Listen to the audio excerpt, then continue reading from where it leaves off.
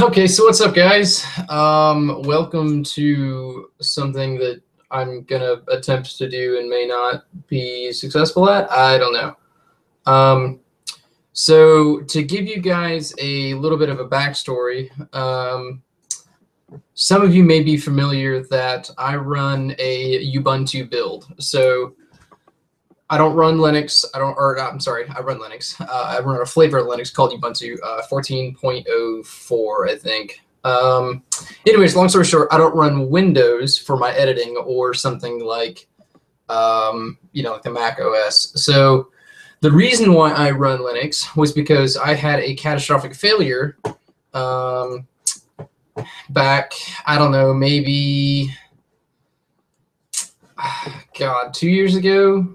Maybe 3 years ago with a Windows build due to a Linux error, which was actually kind of ironic. And it ended up making me lose my entire Windows build. Put the computer down for a while and picked it back up a couple of years ago. Well, long story short, I ended up using Ubuntu because it was free. And along with that, I found out that there were some video editing and graphics editing programs that were in Ubuntu that were really good and free as well. So I pretty much use everything open source. It's super easy and it's wonderful. So that's kind of the backdrop of what this is. This is Kdenlive. Kdenlive is one of, I think, 3 video editors that are around and use a basic GUI setup like this.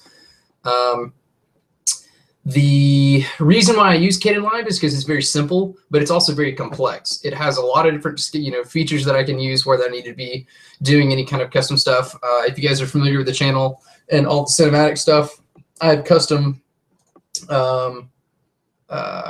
effects that I can actually overlay onto video that I've already got set up because I've already done things in the past. Hey, what's up, Scarecrow?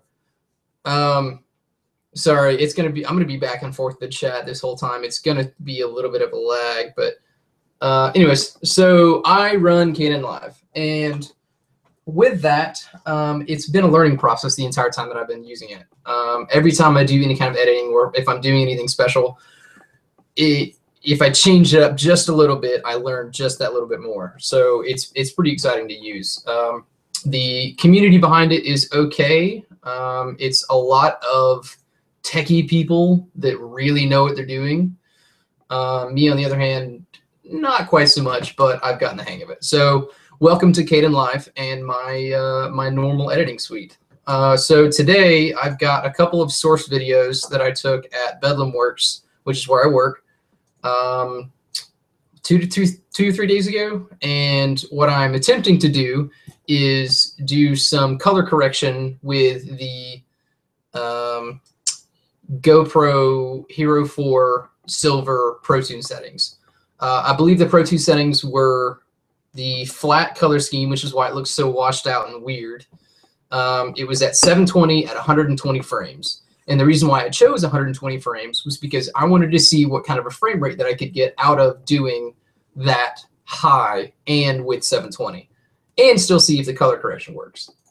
Kdenlive every once in a while has a couple hiccups, so it may or may not work properly. I don't really know, but we'll see how it goes.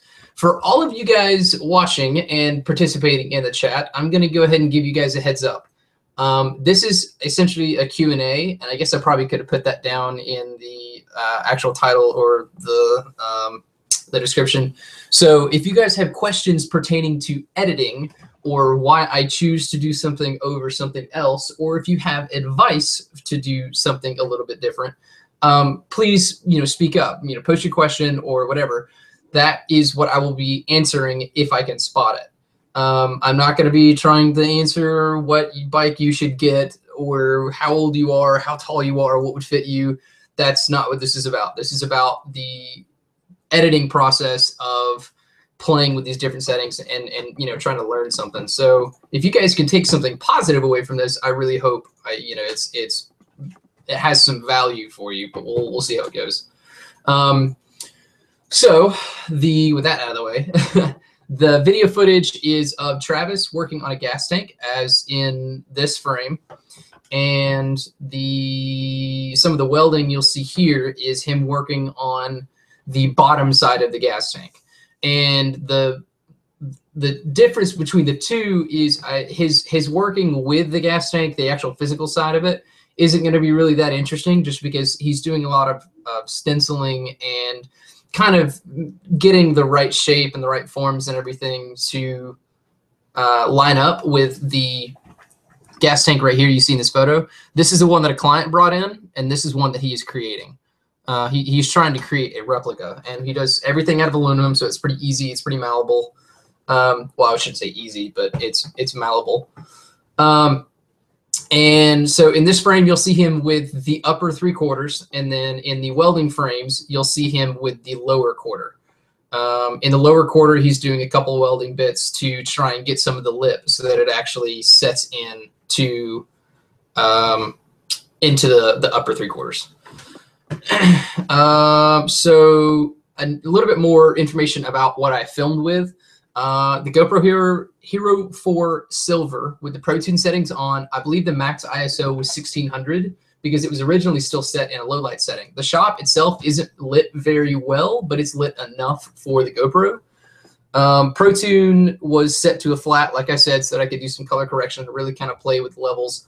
The frame rate itself of the video was, I've got a few of these set at 120. So like if you see the video clip box that comes off on the side, I think 3 of them are set at 120, and then the other ones are set at 60 frames.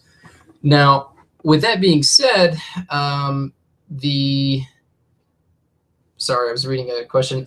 Garrett, is it hard to size the objects that you overlay? I really wouldn't say that the objects are hard. Usually most editors give you a grid system to work with for text, so it makes it a little bit easier. Back to the frame rate stuff. I chose to do 120 frames to really play with it and see how it turns out. And also, one of the things that I wanted to capture was I wanted to see if I could capture how the welding process goes through. And sadly, I was not able to get close enough to Travis due to the fact that he's using very, very high-powered and focused electricity to do his welding, and I really didn't want to risk the GoPro. So everything is just off the table, like you see in this frame, and it's away from everything he's doing, but I was kind of hoping that the GoPro sensor would be able to pick it up, but we'll see. The 60 frames is filmed, I believe, yeah, it's 1080 at 60 frames, and that was more or less just to see how the ProTune settings differ between 720 and 1080. When you get to a lower resolution, so something like 720 compared to 1080, you're going to get pixelated. It's going to get pixelated a little bit more because obviously you're dealing with a lower resolution. The biggest thing that I wanted to see between the two is how well the ProTune functions between pixelated and high quality being 1080. Currently, right now, in my actual viewing window right here, it doesn't look too bad, but at the same time, when you stretch a 720 video over a 1080 resolution, that's when you're going to get your issues. That, you know, if you stretch it over a bigger screen than something that is native to 720. Most things native 720 can be, you know, cell phone screens, you know, iPod screens when they switch to video. That kind of a smaller screen where when you film in 720, it fits and everything looks crisp. That's the 720 resolution. When you switch to 1080 and you run a bigger screen or a bigger monitor, such as like modern cell phones and you know, flat panel monitors and everything, that's when you start seeing the difference between 720 and 1080. So that's the biggest thing that I wanted to figure out. David Jenkins, do you need a top-of-the-line PC to edit? I'm going to tell you no, because, and the reason for that is my PC currently is running a MSI motherboard that's got a Intel Core 2 Duo processor, which is from like circa 2004, maybe. So I've only got a dual processor. Most PCs modern are i3, i5, i7. that's kind of like the modern processing. I do have a slightly more updated graphics card, circa maybe 2010, but it's still old compared to most PCs. And I'm running 8 gigs of RAM. So in the long run of things, compared to top of the line PCs, I am not top of the line by any means. I'm as budget can get. But back in the day, this was okay. You could get away with it. And currently, I still am able to somehow. I don't know. We'll see. I'm also running triple monitors right now, so that's something that you guys can't see. I try to, but it freaks out when I try and live stream that. So we're going to go ahead and start with 120 frames first. You guys may or may not be able to see up here my my window up here. It's got like my file, project, and everything. It's above all the buttons right here. It tells you the name of the clip or name of the save, so like the space, and then that it's at HD 720p at 30 frames. What's kind of interesting about the project settings is that when I set up the project, I can set it up to be 1080p at 30 frames, 24 frames, 25 frames, 60 frames. The only limitation is I currently can't do 120. And when I brought this video in, it's been kind of interesting seeing that it tells me in the metadata when this black box pops up that it's 119.8 frames.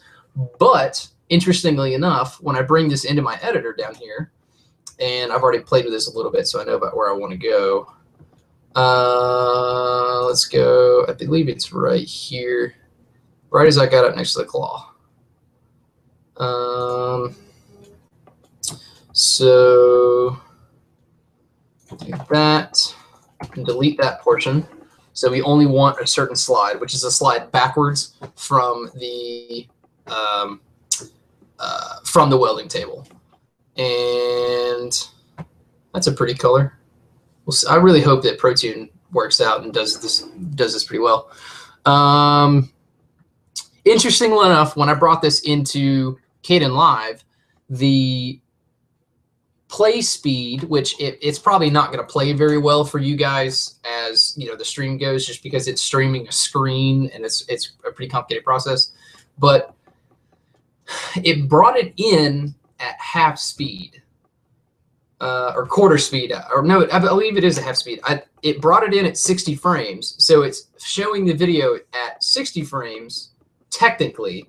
But what it's really doing is it brought it in at 120 frames and then halved the speed. So what is sitting here in my clip, my editing space down here, my timeline, is in actuality a 120 frame clip that's playing at 60 frames. I guess this is just how they handle a higher rate. I don't know why. What I was afraid of was that when I brought it in, it wouldn't be able to render the 120 frames, and it does. So we'll see how that goes. It's going to be kind of laggy right now, just because of the fact that I'm streaming this. I'm live streaming this. But in the grand scheme of things, when I render this out and post it later to the channel, you guys will be able to see the pieces that I've actually rendered out and edited and done everything as its own video. This is currently just for the people who kind of want to get like an insight into seeing how the process works and why you do certain things. Top Dead Center Moto, is there any editing software that is free and will offer more options than GoPro Studio? For Ubuntu, yes, the flavor of Linux that I have. There are some others that if you run Windows that you might be able to get a hold of, but I'm not really sure. The biggest thing is that there's what I would consider like the big three. There's Sony Vegas, Final Cut Pro, and Adobe Premiere. Between those three, you can run all three on Windows, even with Final Cut. I believe you can run some Mac software on Windows. But the downside with those, obviously, as you know, is they cost a lot of money. The beauty about Linux, which you can run on a flash drive, on a Windows partition by itself, and try it for free and even install it for free, is that you can run an entire Linux Ubuntu environment on an external hard drive. So if you wanted to be able to edit video and do everything, if you got at least a USB 3.0, because you're going to have to be dealing with speed, the beauty about Ubuntu is that it can be run on those small devices. So if you want to try out Kdenlive or you want to try out Ubuntu, I strongly suggest you guys go over to the Ubuntu website and download the latest version for your operating system bitrate. So, or not bitrate, but chipset. So whether it be 32-bit or 64-bit, I think I'm running 64. But it's really awesome, man. Open source stuff, just like Scarecrow says. Open source is amazing. It's really cool seeing what people can come up with and what you can kind of get away with. So back to the video. Obviously, I really hope I can give you guys some decent information, but at the same time, I want to answer your questions. So the first thing that I'm going to do, because I already know this is half stepped down to what I wanted it to be. The frame rate obviously looks choppy because of the stream, but on my end, it doesn't look too bad. What I want to do is I want to play with this coloring. I really want to show off that weld. And what I'm going to do is bring in, I believe the curves. Yeah. So I can adjust my reds. So this is essentially what would be when people talk about warm and cool colors for photo editing, video editing, anything color grading. This is kind of your setup. But the beauty about it is, as you can see, I can adjust my curves and kind of tweak and play with what I want. So I want a third one down here. We're gonna really fuck with this blue. Let's see what we can do with it.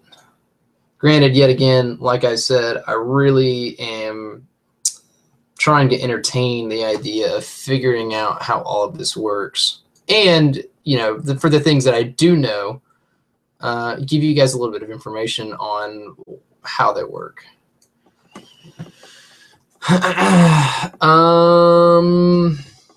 RK, would I rather adjust onboard video settings or just have save correction for the editor if available?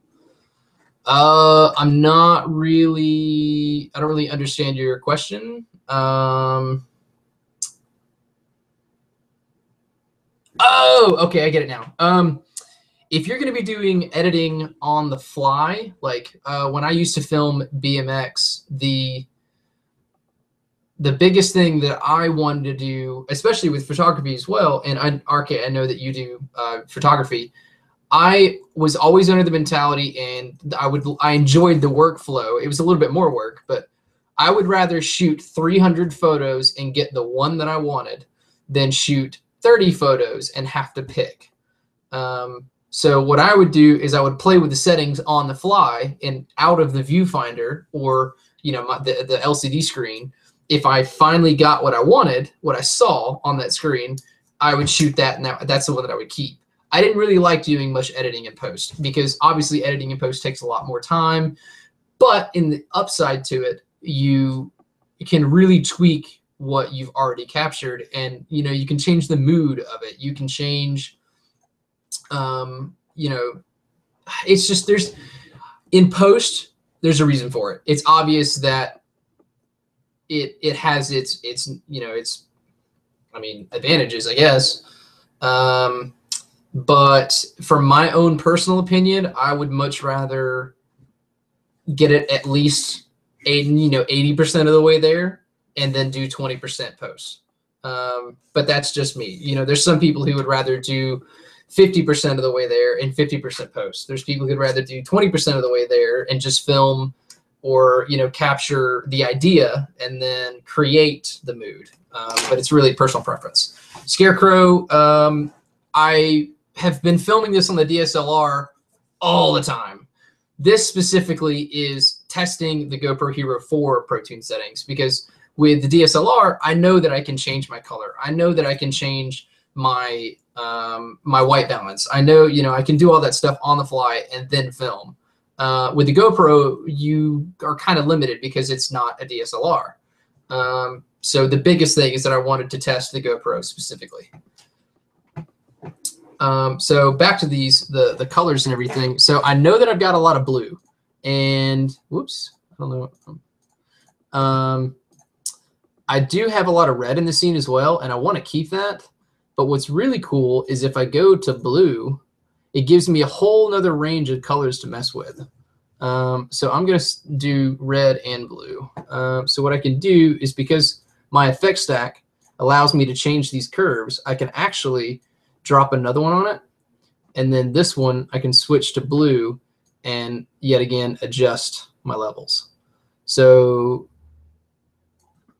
that's the combination of the two currently. And then if I want to go back to the other one and adjust my reds up a little bit, it changes it more orange. Now, when you go to any other editor, it's going to be different. They may call it different. They may have it set up in a different way. It's really the same technically. All you're really doing is changing your pixel values in your image. The biggest thing that I'm trying to take away here and trying to do is really figure out how I want to change the color.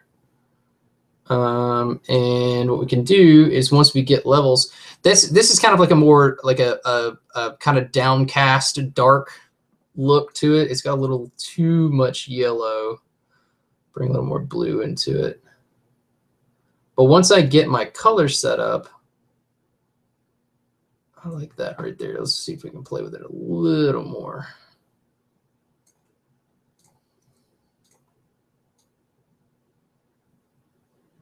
That's well, that was a square. Oh, it's because the graph is all super squared. That's nuts. Holy shit.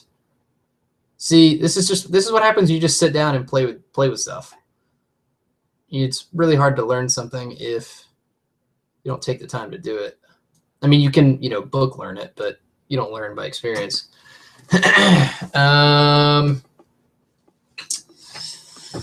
So now that we've kind of got that weird looking washed out setup, I can actually go in and change my saturation as well. So what I'm doing is essentially applying a stack, and I want the saturation to affect both of them. And for me, my saturation is just is a graph, or not a graph. It's just a slider bar. So you can do a lot of stuff with it. And yet again, I'm no pro at this at all. But I do have a little bit of experience with it. So we're going to tint this just a hair and change this to, let's get a little more. We're trying to show out that blue. And that's pretty intense. Okay, so now what we can do is I can change it through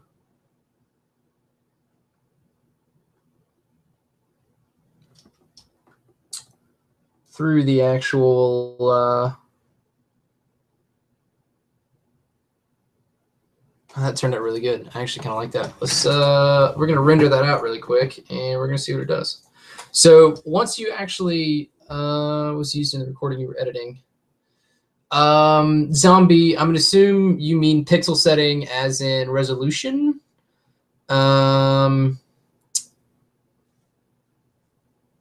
The resolution of this current video is 54, 120 frames at 720p. So because I'm wanting to capture everything, Kdenlive gives me the option to switch. Oh, you guys can't see the pop-up window. That kind of sucks. Well, right now oh wow, this is something I need to explain to you. Let me see if I can. Let me see if I can adjust what screen I'm.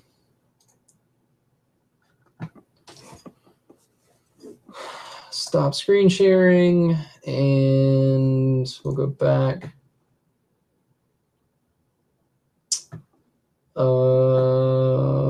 Is that allowing? Yeah, that is. Oh, that's the whole screen though. I don't want to do that. I guess we're just gonna have to go back to sharing that same one. I was gonna try and show you guys my rendering window.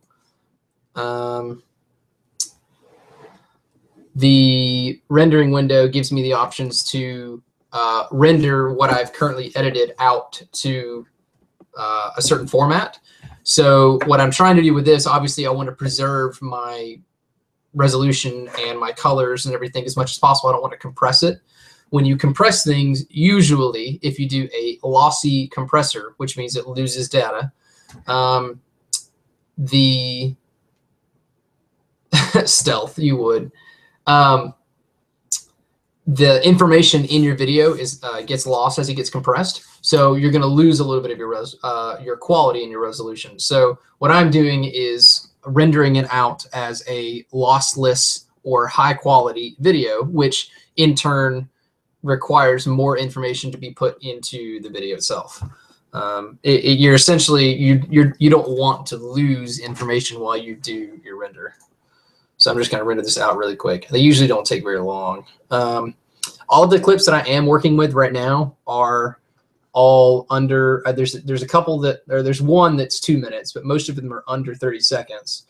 And I wanted to do that because I wanted to keep this really short. I didn't want to have to comb through 6 minutes per video of footage to grab something to play with. Actually, Scarecrow, the variant is still a vlogging lid. I just haven't been using it because I don't have my Cena 20 headset set up in it anymore. I have that in the current lid, the HJC, and it's a real pain in the ass to switch them back and forth. So eventually I will purchase another one, and then I can just switch between helmets and just move the 20, the actual like button unit itself over to the other helmet back and forth on the plates, and then I'll vlog between the two of them. But for now, it's HJC. It's nice. It's comfy. There's a lot less wind drag too, which is really nice. So I'm going to render that out. And Zombie, I appreciate your your love of the rendering for Relina. That was definitely a painful process. I spent close to 3.5, 4 hours on that last night, and it really doesn't look like that. I mean that as in it doesn't look like somebody spent 3 or 4 hours on it. That was a painful process for me. I'm not good at doing that. I've never been good at arts. So I appreciate that. It really means a lot that you guys are on board with the design. So now that we've done that one, we are going to save that for later. We're going to slide this way over because we're not going to use that. We'll also put it in video 3. That way it's kind of out of the way. And we're going to save the space. So now I believe I've got some other, no, I don't think that's close enough. And I believe that wasn't close enough either. I tried to get a lot of stuff that had different light sources, different colors, different angles, especially stuff where he was actually doing something into the shot.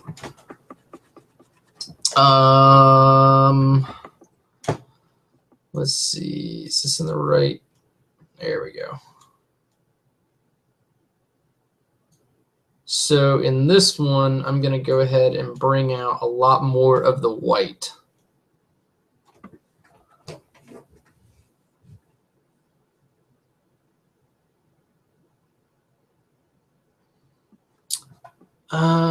Let's do it a little easier. Let's see what the primaries does. Holy balls. That's insane. That looks nuts. We're not going to do that. We can invert. Inverts always look really crazy. We'll remove that. Let's just play with the saturation. Saturation is an interesting concept in and of itself. And what a lot of people is they move in different, they edit or they color, correct in different ways. So all I did so far right now is just change the color saturation, which it essentially enhances all of your colors and it makes them a little bit more bold, I guess. So I'm going to do that, and then I'm going to change the brightness. So that changes the entire thing. That's all the pixels changing all the values. We don't want that. We're going to go back to curve. Well, let's try gamma.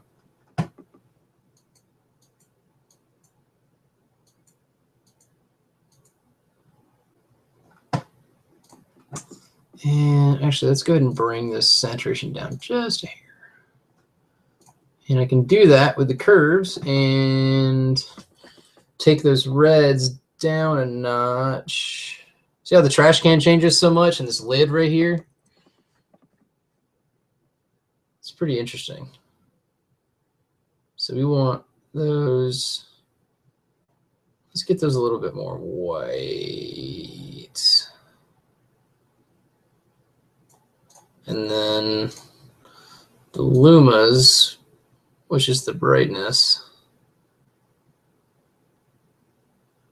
That's pretty cool. I like the way that looks. It's interesting. The table doesn't change too much, and the color's still there. That's more Cephatone right there.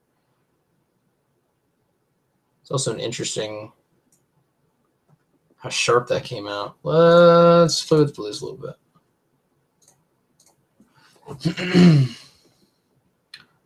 Go forward to where he's working with the paper. If it'll snap forward, there it goes. So that's actually a pretty good color. Oh yeah, and Travis is missing half his thumb, just in case you guys didn't know. So if his thumb looks kind of weird, that's why.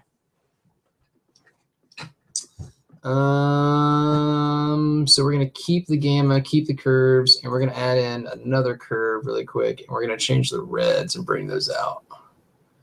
Just a hair.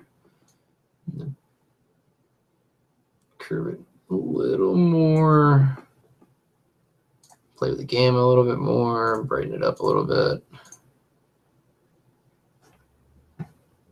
And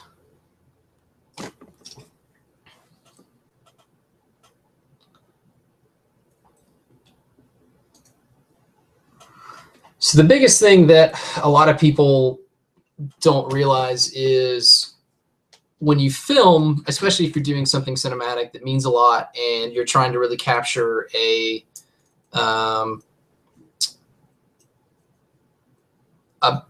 emotion. I mean, your videos, obviously you want to capture a story or, tell something. With cinematic stuff, the biggest thing that I've found, God, that's really choppy. I wonder if that's.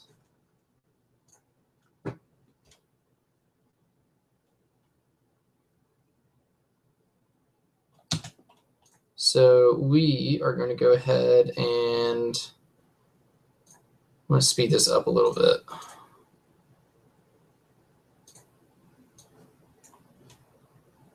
Where'd it go?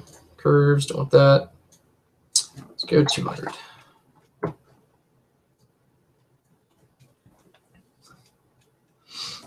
Jay Priller. Wow, that's an interesting name. This is Kdenlive on Ubuntu.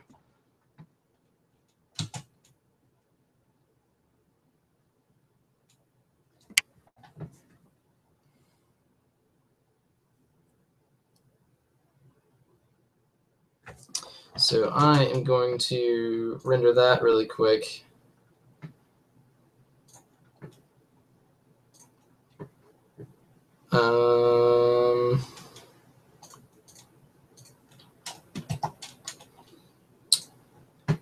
Also going to render that out into MPEG 4 and lossy, or lossless, sorry. Jay Priller, I wouldn't call myself a Linux guy per se. I would more like call me a Ubuntu user. That's about as far as I go.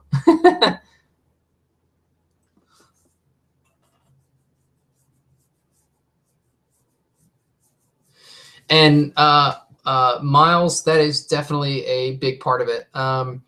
lighting, color cues, color correction. It all goes hand in hand. It's a very interesting process. I really hope that doesn't take as long as it's telling me it's going to. That last video, it's telling me the estimated time render is 25 minutes. We'll see if that goes down. The biggest thing that I enjoy with cinematic videos, and even with doing vlogs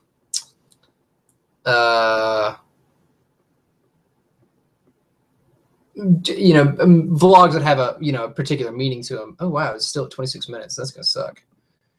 Oh, there it goes. Now it's working. Biggest thing I want to capture is the mood, the idea behind it. Like when I do the Tessa goodbye video, Tessa was a big deal for me, even though it was an uncommon bike that was more of a commuter bike than what it was. I really made a connection with the machine, the same way that with Ruth and the same way with Lena. And I want to convey that in this video, being the fact that it was such a big part of the channel. So a lot of it goes into, like you were saying, finding the right soundtrack, finding which I have, and I really am kind of regretful that it's not free, but whatever. The lighting is important to me. The location is important because I'm trying to convey a sense of belonging and the fact that she's no longer going to be a part of the channel. So it's kind of a big deal. And one of the big things that you can do with color correction is capture that that idea. If it's a dark setting, you can kind of brush up your warm tones and then settle it down in your brightness and kind of get it like that gritty feel, almost like a sandstone, like a sand grit feel. Or if you're trying to convey, a lot of people use a cool tone for inspiration, kind of like a light blue. Or if you're trying to, give a depth of field of a person in a large room. You can go any way with it. You can convey any emotions with it. There's a lot of people who go against the grain that do different things. Somebody that I definitely want to kind of highlight, and recently I felt really bad for not keeping up with his channel, and I do pride myself on watching a lot of different people, but Flashwing, who you guys may have seen recently with Downshift doing the live streams where they talk about gear, motorcycle, and everything. He recently started doing a color correction for his vlogs, which was different. It was unique. It's something that I immediately was like, wait a minute, something's different about this. This isn't just a GoPro straight out of the camera, put it into the editor and upload it. This is much different. And I really liked it, especially being the fact that I am a content creator. All right, so that file rendering is now done. We're going to slide this over in slot 2. And save. So what I'm going to do once this is finished is I'm going to edit these together and kind of put in some text cues and everything of what I did with it, why I did with it, what I was trying to achieve, and render it all out as one video so you guys can see the different steps and everything that I was going with. But back to Flashwing, he recently did a video that was very personal, I think, and also very forward, and it really kind of hits you in the face, and it was, you're not entitled to anything. And that was color graded, and that was filmed differently than something that you would normally see, and I thought it was fucking awesome. So I definitely suggest you guys go check out his stuff if you want to see color correction in a really cool light. So let's move on to a wider pan shot. And this one, we're going to play with grayscale.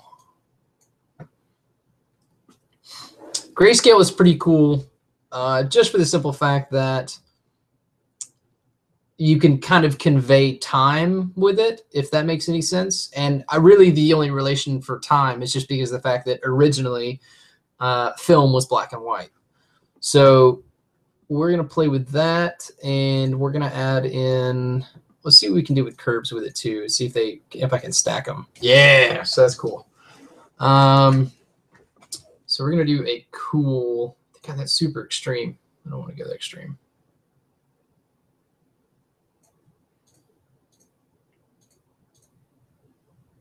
Let's go a little bit of a yellow.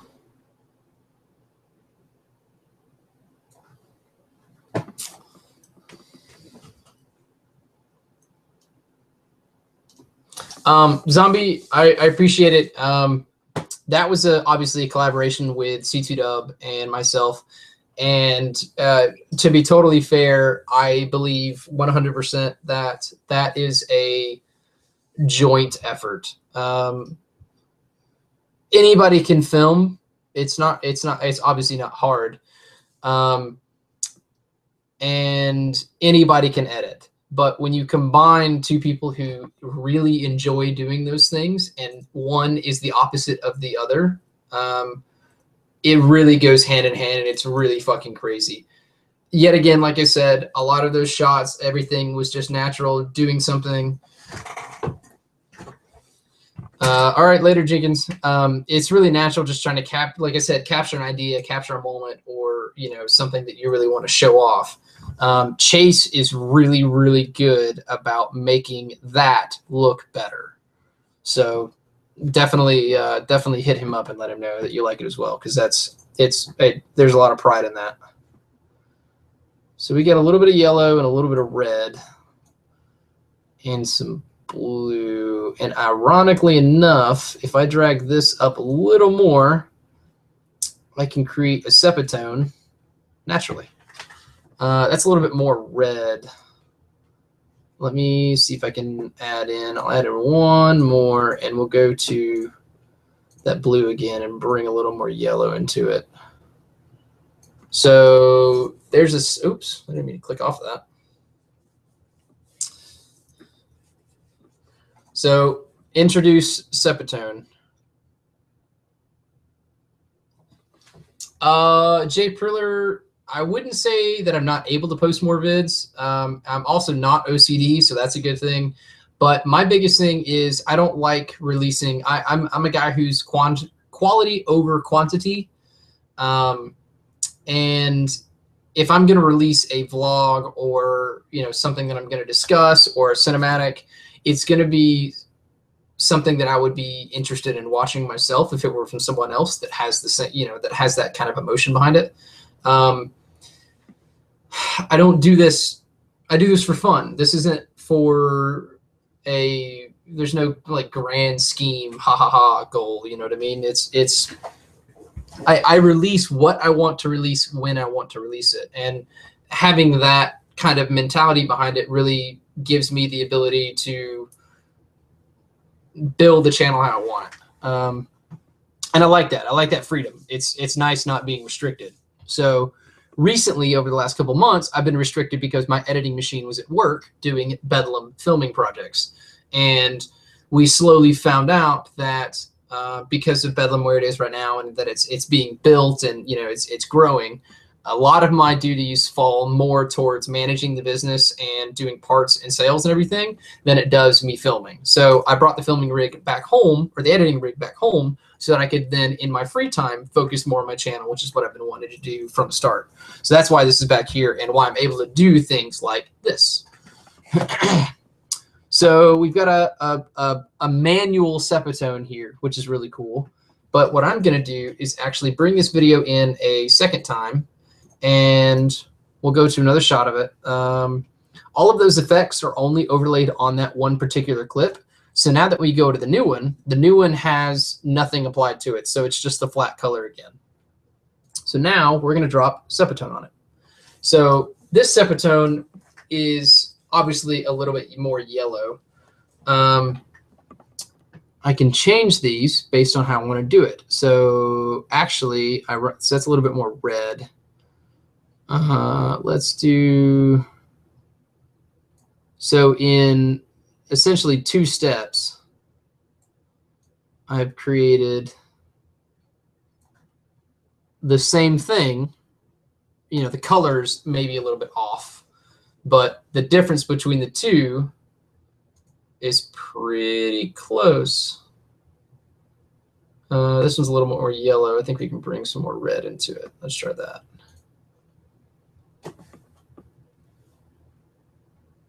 Yeah, but you'll notice in the manual one, the whites look a little bit more washed out. They stand out a lot more than in the regular Sepatone, or Sepia. I don't even know how you say that, I guess.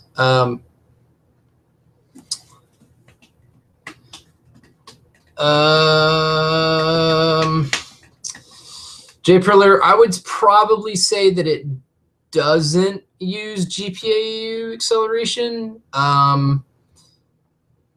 Being that I'm running Ubuntu and there's not really a lot going on in the background, it kind of frees up the CPU to do what it wants with editing and rendering.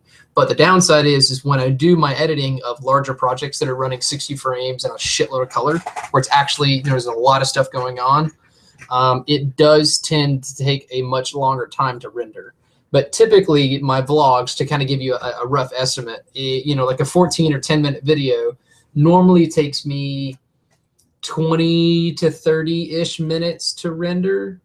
So you can, it's essentially almost like a 2-to-1 ratio. So for every 1 minute I have in the timeline, or a 1-to-2 ratio, I guess. Every 1 minute I have in the timeline takes about 2 minutes to edit, or 2 minutes to render, which I'm okay with. I mean, I'm essentially running with archaic technology compared to what's currently out, and that's, cool. It's whatever, I guess. So we're gonna drop those over here for the manual Sepatone and the stock Sepatone.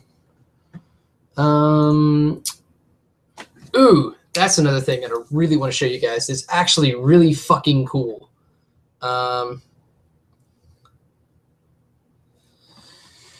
The biggest thing that I really enjoy with cinematic stuff, and I'm going to go back to using the same welding GoPro clip. I really enjoy theatrical framing. And there's a lot of cool stuff that you can do with it. It doesn't really have to be framed in the standard 16:9, or if you want to square it up, you can do the 4:3. You can really kind of frame it how you want. And if you know what you're doing and you played with it before, you can get some interesting effects out of it.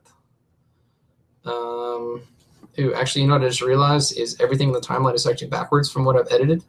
So I got to fix that really quick.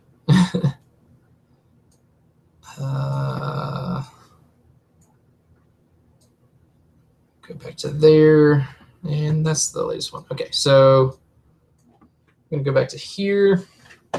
I'm just gonna drop the really quick pieces. I'm gonna have to change the saturation a little bit because it's desaturated for the current build. But I want that level of color a little much. I'm going to turn down the brightness. So something that's really cool is that actually I don't want that one gamma. I always forget between the two. Oh, what happened? Something that's interesting. It like just dropped my screen.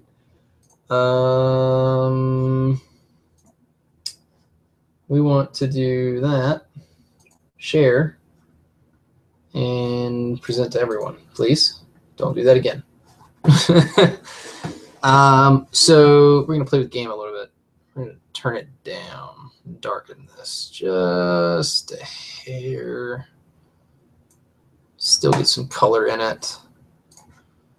And now I'm going to apply some presets that I've got set up for when I do Bedlam filming. I am not using a solid state drive. I would love to, but I currently do not have the funds to purchase said solid state. I'm running off of 2 externals, which are both regular hard disks, and then the internal. So what we're going to do here is see this widescreen piece.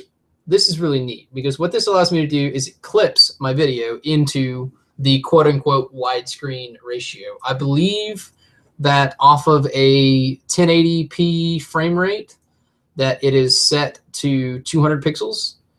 I don't know if that's an exact measurement for what cinemas actually do, but you can see that it's relative. So as I expand and contract the video, it gets smaller or larger based on what resolution I'm in. So we're gonna go back to this, back to what I had it at. Hold on a second. Get my. So what's really cool with this border setup is that it allows me to actually play with the video itself. I framed this full frame. So I framed it in the imagination that I would not be clipping it for a cinema effect. And what I can do with it now is I can actually crop it. And in reality, all I'm going to be doing is, I don't know why they call it tilt, but see how this lets me move this side to side? Well, luckily enough for me, the other one lets me move it up and down. So if I want, and I'm actually going to move this up above widescreen for it to work. We're going to move it all the way to the top. It allows me to slide the video in between the two frames so that I can put in the shot what I wanted in the shot to begin with. And we want Travis Welding as the main piece. I'm going to put it right there.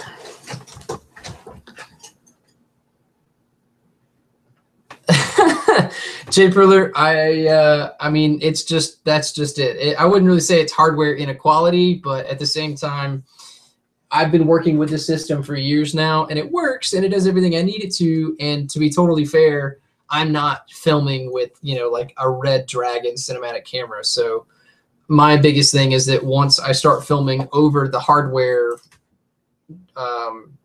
use of the computer, I'll start upgrading it. But until now, I have other things that I have to pay for.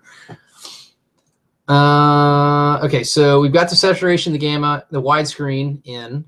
Another thing we want to put in is we want to change the tint. So we've already adjusted the brightness and everything. So we're going to drop the tint in, and you'll notice when it's in the right spot, it's going to change how the video is set up. So if I close it and bring it down, see how it changes the video? It's ever so slight. But you can almost see that if I drag it above the saturation, that the saturation of the actual arc gets larger, quote unquote. But it really doesn't. It's just, it's playing with the pixel values around that piece. So we want it below saturation because I wanted to detone it a little bit. Blah, blah. I wouldn't say that it's complicated. It's just, it's a lot of playing with it and sitting down and really learning what each piece does, seeing how they work hand in hand. And that's really what I'm trying to show you guys is all the different kind of things that you can do with post effects. Now, obviously, I'm no master at this. So this is just from what I've had experience with and what I played with. Excuse me. People like Flashwing or Chase on Two Wheels can give you a better insight into nice color grading because they have really nice editors that allow you to do all that kind of stuff, especially in post.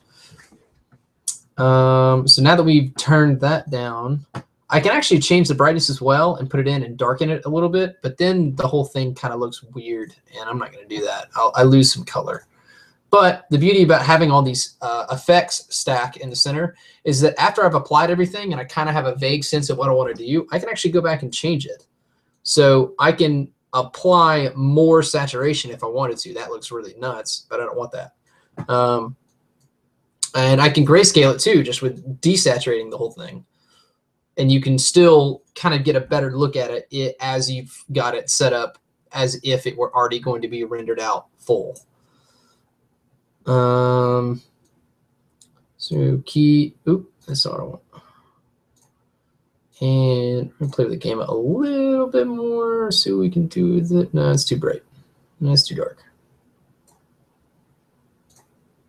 And now the cinema tint is an interesting and complicated piece. The biggest reason why I don't play with this often is because I've already had it set up and I've already known what I wanted to do with it. Most of my cinema tint setup is a blue hue to it, but you can change it. So if I wanted to change it to a red, I can do that, and that actually looks pretty good.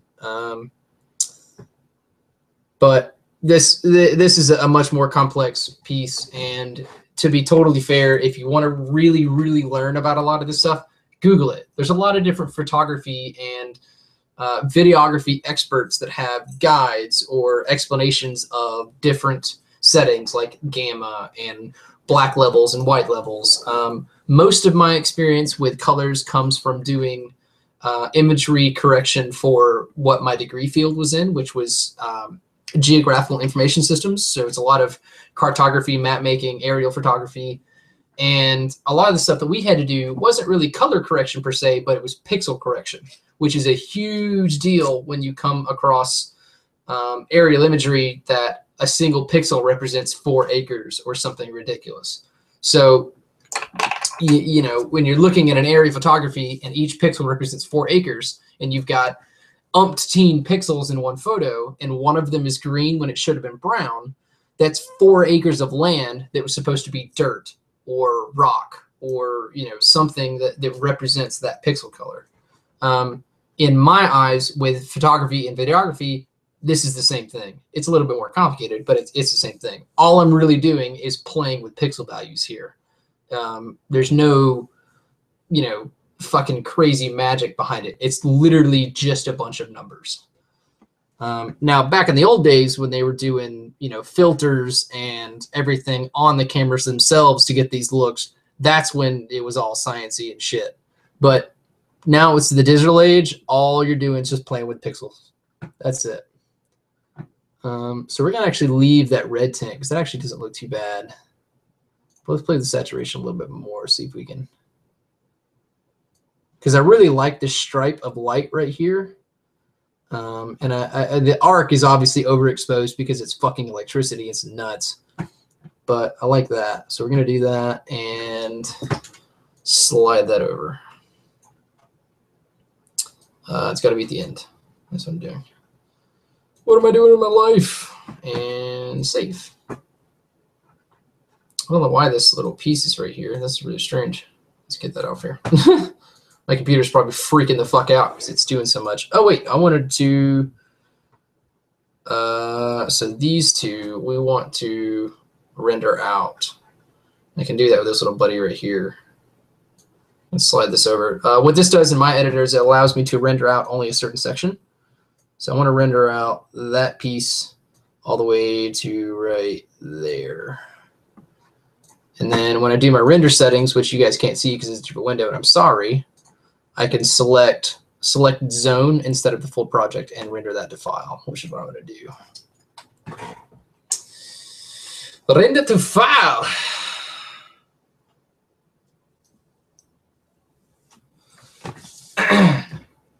The JPriller, that's nuts. I've never heard of that. I do know that the setup that we have for the welder that Travis does is intense as fuck and it hurts. So I just try and stay away from that. I have this really awkward, irrational fear of being electrocuted.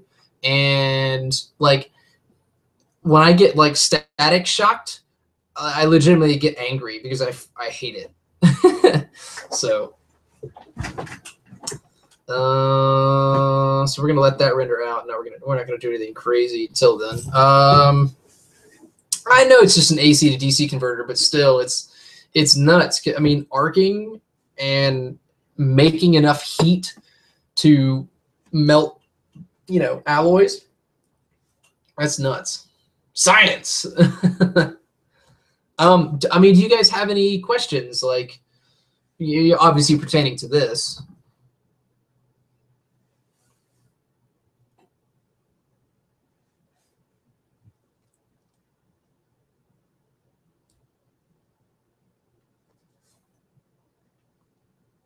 Chirp, chirp, chirp, chirp.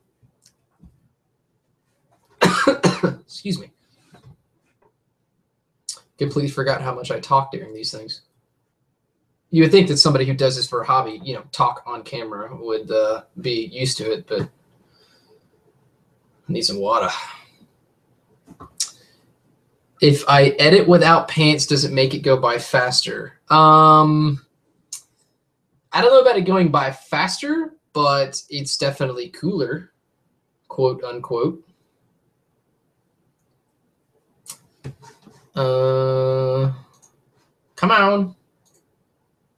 So the last rendering I did took 3.5 minutes. This one's probably going to take about the same. So that kind of gives you an idea of the render time for, you know, something that's that short. I think those were only 15 seconds. Yeah, because I cut it in half.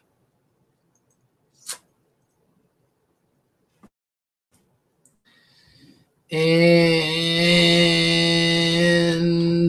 wait for it. Wait for it. We're done. 2 minutes and 39 seconds. Cool. That's not bad. So really and answering your question again, Dre Perler, what got me away from Windows and onto Ubuntu was literally just because of the fact that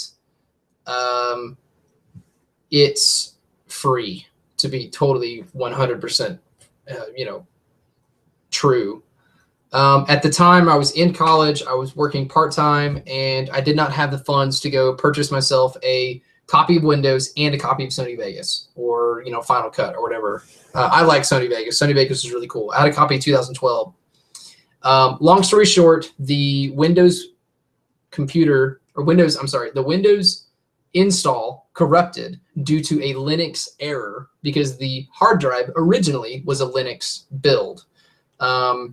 Somehow during the writing process of clearing the hard drive, it did not clear it all the way down.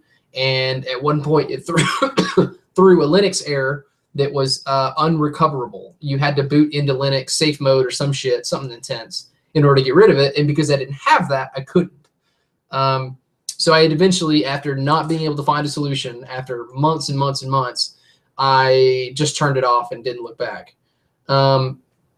As I got into doing the channel and doing a little bit more videography stuff with my BMX before I came to motovlogging, I needed a better editing rig than my laptop that I had, which was running Windows Vista, I think, at the time, and switched from Windows to Ubuntu because it was a free operating system, and I knew that I could load a Wine launcher, which allows you to run Windows programs. Well, I found out after playing with it that's a kind of a roundabout way to do it, and it's kind of hard. So I started doing research and looking for an editor for Ubuntu, and I found Kdenlive. Kdenlive reminded me a lot of Sony Vegas 12 that I was using at the time, and I thought, well, if it'll handle what I've got, I'll use it, and it did, and I've just thus far stuck with it.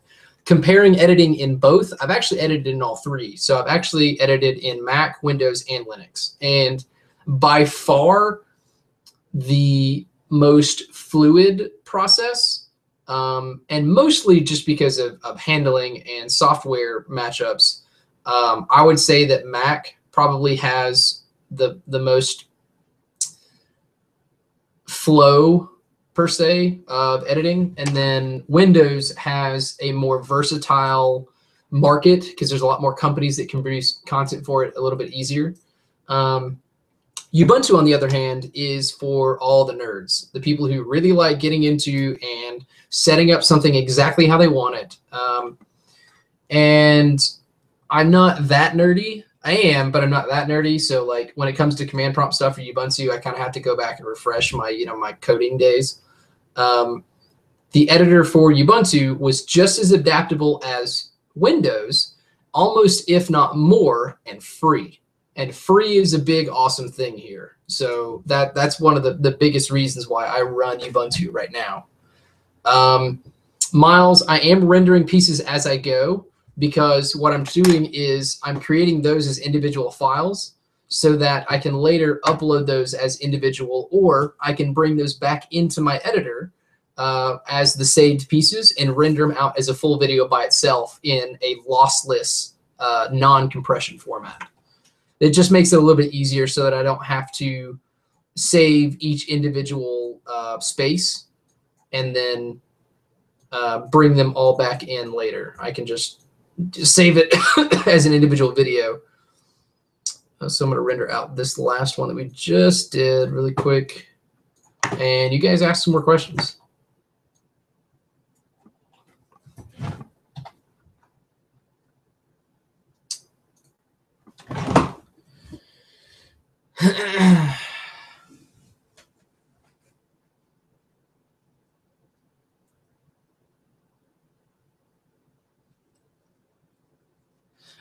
Jay Priller, I'm not just going to enter random strings of command code.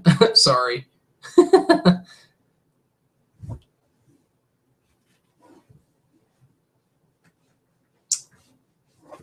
Doop-a-doop-boo. I really wish I could. I mean, I guess I could show you guys the editing suite, but it's kind of messy.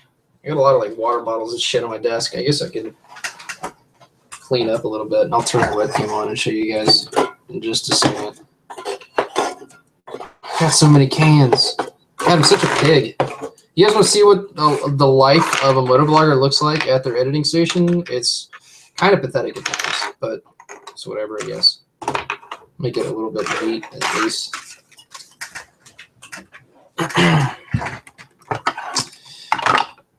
And turn that off.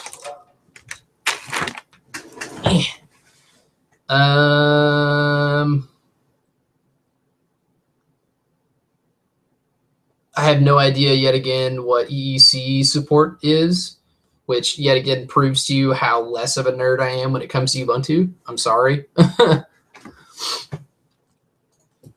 All right, Scarecrow, take it easy, man. Thanks for dropping in. All right, so do you guys want to see the editing rig, or is it just kind of meh? I don't think I really have anything else that I want to show off. Let me. All of the video that I'm working with has no audio with it.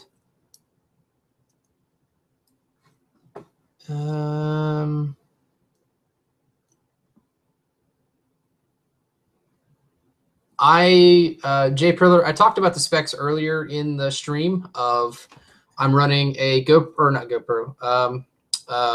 MSI motherboard with Intel Core 2 Duo processor at 2.54, and then 8 gigs of RAM and a ATI Radeon HD 6750 card. So it's really nothing awesome. It's pretty actually melodramatic, to be honest. Zombie surprises for the meetup. It's possible that I could have both Ruth and Relina there. We'll see. I don't know yet. I've got to go straight from a wedding to the meetup, so I got to figure out what the logistics of that are. But I've got a buddy of mine that needs a bike, and we'll see if he takes it.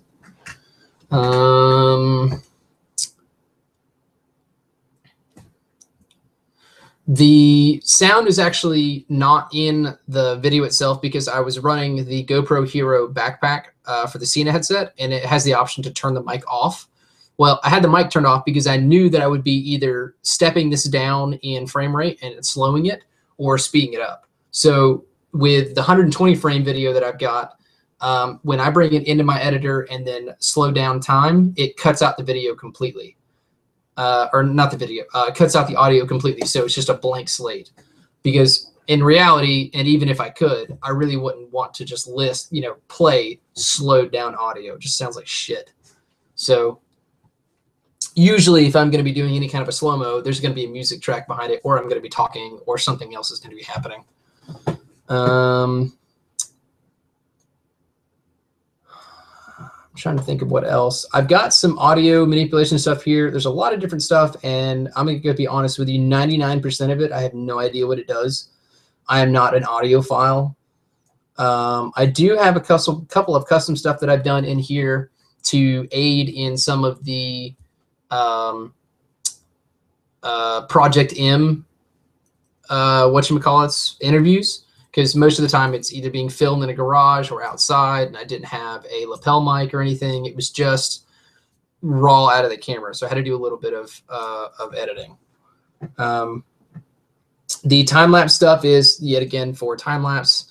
All this does is it allows me to full frame the image to the correct aspect ratio, and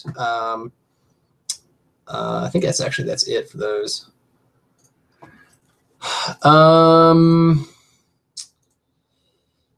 Shit, I mean, do you guys have any questions about the Kdenlive, about the GoPro, about cinematic stuff? I mean, really anything.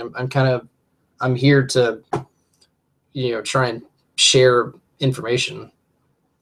Because a lot of this stuff, I found out of just doing it myself and trying to really play with it and figure out what I wanted to do. Sometimes you don't really have that option if you don't have, sometimes if you don't have a rig that'll support 60 frames a second. You have no idea what it's going to do, and you half step and add all these, filters and everything. So.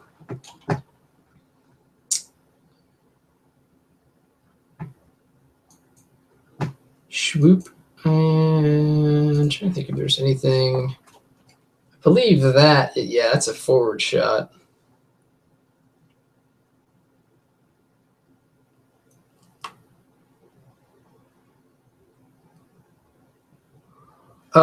Jay Priller, I have seen the 6 camera setup, and I can go ahead and tell you that that is going to be rarely used in the correct situations. Obviously, you can get some pretty sweet setups from it. It's an interesting,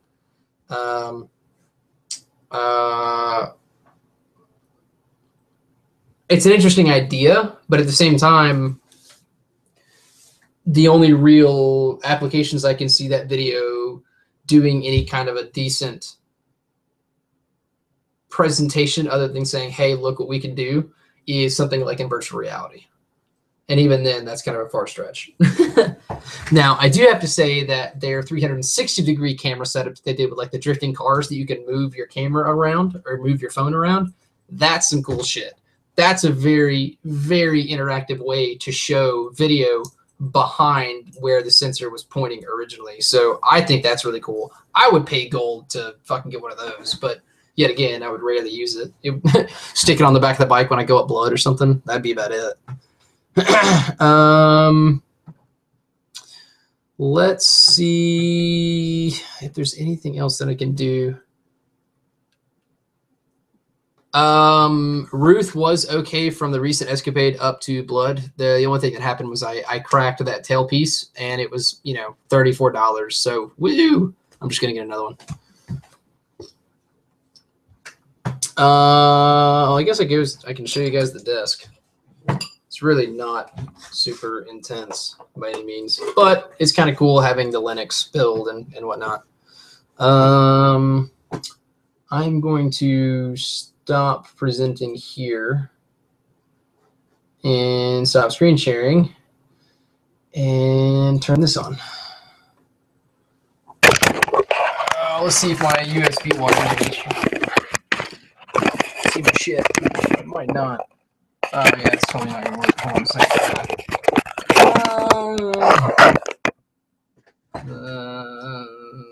Give me a minute while I figure out these wires. I'm sure you don't want to just stare at my chest the whole time.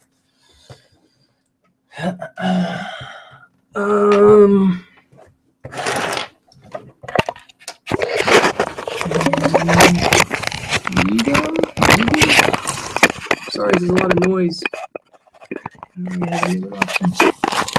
My microphone is in my webcam. Okay, now that that is relatively free.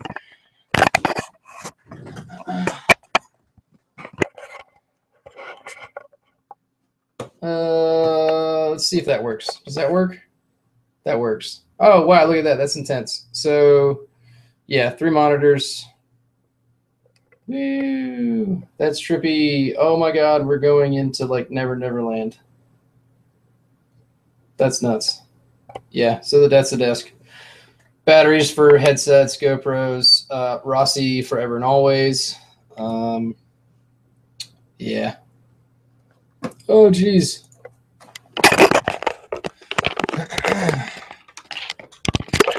And go back to your home. Back to your home, camera. Are you set now? You're set, I think. Oh, well, it doesn't matter.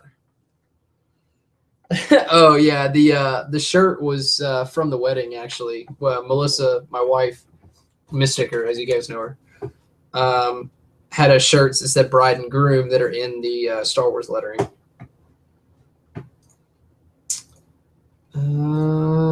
Screen share again. Back to that and present. Hide. I'm running a custom computer that's old. Redmoto. That's about as best as I can actively describe it to you. But now that I've got everything in place, I'm going to go ahead and render these out as one video really quick, and you guys can kind of see the editing process that I go through all the time. I actually have a lot of people work off shortcuts or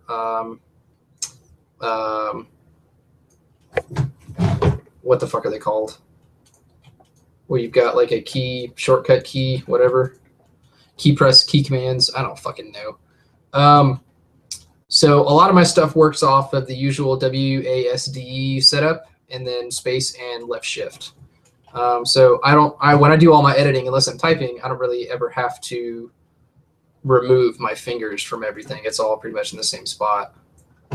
So what I'm going to do is go ahead and edit this out and show you guys what I normally do for a normal vlog.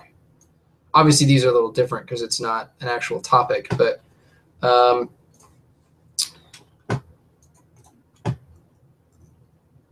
hotkeys, that's it, Red. Thank you. Why was I drawing a blank on that? I just really couldn't words and things.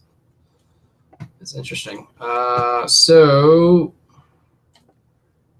we are going to run just a regular black color for the text. Actually, I'll run like a light blue. Well, that's going to look weird. Hey, fuck it. We'll do red. So this is that grid system I was talking about earlier with text. So the first one we did, cancel that so I can click on this one. Add title clip, change the color to red. And this one was saturation. Oh, that's way big. We don't want that big. Let's go down to 40. And not that much of an outline. A little more. So we did saturation, gamma curves.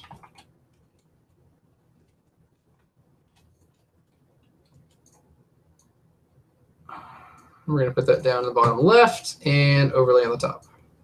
So when it's dropped into the setup, it's actually got it in the bottom left where I typed it.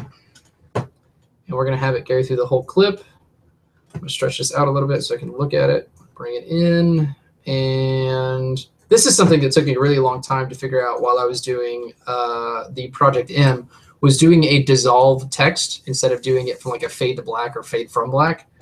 Turns out that was in a transition and not an effect, which is what I thought it was originally. So the center, it shows up normal. And then when I'm in the dissolve, it obviously is dissolved, which is really cool. That took me a long fucking time to figure out, which is kind of sad, but at the same time, whatever. We are going to add another title clip, saturation, curves, and tint. And we're going to drag that onto it as well. See where that overlays. I'm gonna save because that's getting real laggy. So we're gonna change that. We're gonna move it down.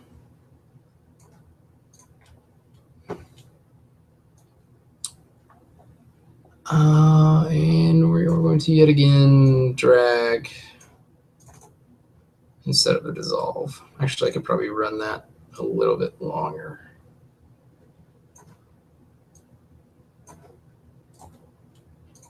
So the way my timeline works is the top, it works in layers. So my editor, the video 1 is the top layer, video 2 is the middle, video 3 is the bottom. So it's kind of sandwiched. And I usually only use 3.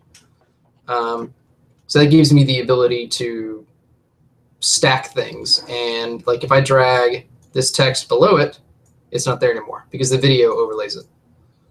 That also fucked up my things. Fix that. Is everything still working properly?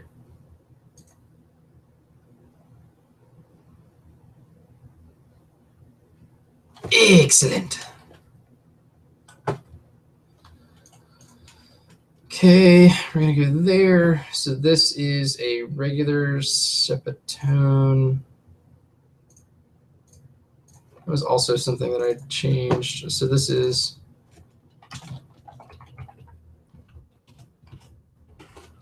manual Sepatone, which is what I want to put in here.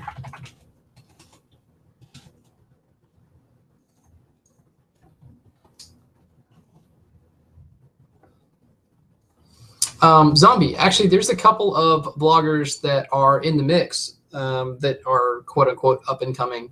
And Project M, a lot of the questions behind Project M is what it's like to establish a brand or establish a channel and you know, get it functioning and you know, go through the challenges of doing everything. And that was one of the biggest parts of Project M is like Brian S1K, who is, you know, what you would call an up and coming, if that's even really how you want to say it. Technically, you could say that he has less experience than, say, somebody like Downshift. And both of their responses to the same question will be not universally different, substantially different based upon the experiences they've had running their channel. So do not fret. There are quote unquote smaller vloggers in the Project M, including myself.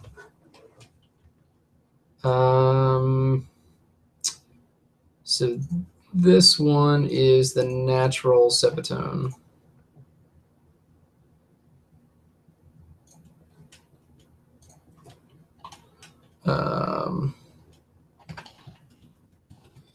Editor, we'll call it editor Sepatone. Actually, Sepiatone. Don't forget that.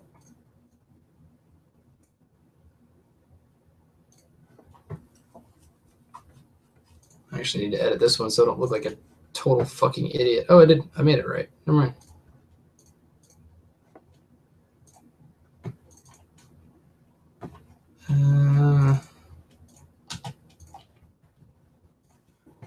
Okay, and we're going to put that one in there. And I'm also going to go ahead and shorten these clips up as well, just so they're not as long, because they obviously don't need to be that long. There's something that I probably should have thought of before I did this, which is totally okay. We're going to delete these.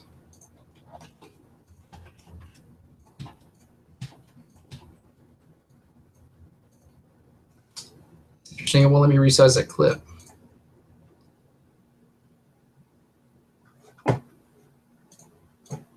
Let me resize that one. Hey, gorgeous. Did you not want your lunch? Huh? Did you not want your lunch? I forgot about it. And you better be glad that I. Well, that's why I opened the door slowly. Oh, okay. Say hi to everyone. It's just a cooter. It's fine. Yeah, but it's on a YouTube channel. Man. Hi, everyone. I'm a female and I have a cooter. What's that? Oh, is that your shirt? Yeah. Cute. So Plus, I'm home. I don't have to wear pants anymore. I think that's good. Well, somebody earlier asked me if editing without pants it makes the process faster, and I told them it makes it cooler. So technically, it's What do you mean cooler, like physically, like Yeah. temperature. like temperature, because you're wearing less clothing. I see. I was like cooler, as in there's a better chance of you getting banged. Then yes. Oh, I didn't know that. Yeah, if you're not wearing pants, it's just like an insta probably. There we go. So I People accepted say the job. hi. People say hi. I accepted the job. Yeah. You know. Also threw up again today. That's lovely. You want me to pause this for a minute? Yeah. Okay. Tom said I was having twins, and I told him to go to hell. That's not good. We don't want that. Not at all. We don't want that anyway. Twins is not really an option we won't even consider. God, it looks so 80s. It's so amazing. It said English dubbed, so I assume that means it's in English. Yeah. English subbed means the Yes, it dubbed. subtitles. Dubbed is what we want. So I grew up watching Gundam Wing, and Miss Sticker surprised me with the entire collection on DVD in English, and I'm super excited about this. Sure, it smells like Clorox. It actually smells like vinegar. That's what it is. Why? I do not know. For some reason, Teespring does that. It's really quite strange. I don't like it. It makes me want to throw up. Endless Waltz movie? I didn't know that was in here. Mhm. That's dope. I didn't know what that meant, but it said That's- it came with extra shit. So I That's was the like, movie, okay, which is awesome. okay, lady. Okay, lady. But anyways, I am going to go ahead and end this here because I'm sure you guys have already seen enough of the editing process. I am sorry. I hope you guys have actually learned something from this. There's only seem to be 8 of you here now, but that's cool, I guess.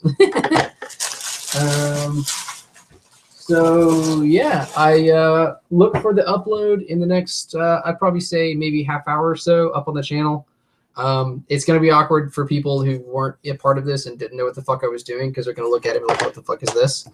But yeah, so thanks for joining me, and I hope you guys learned something. And if you didn't, I'm sorry. Never watch me again and hate me forever, please. That seems fair. It does, right?